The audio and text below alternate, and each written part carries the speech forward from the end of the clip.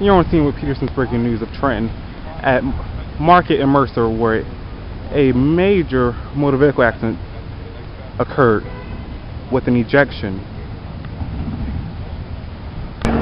Yep. I'm here with Alvin, and he's going to tell us what happened at this accident scene.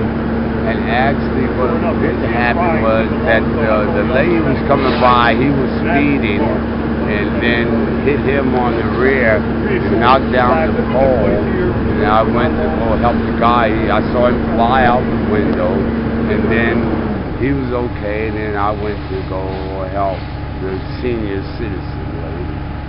Okay, thank you. That's all right. All right, thank you, Alvin. God bless. I know there's two of them down there, they moved. No, that's the older one. They only got me before.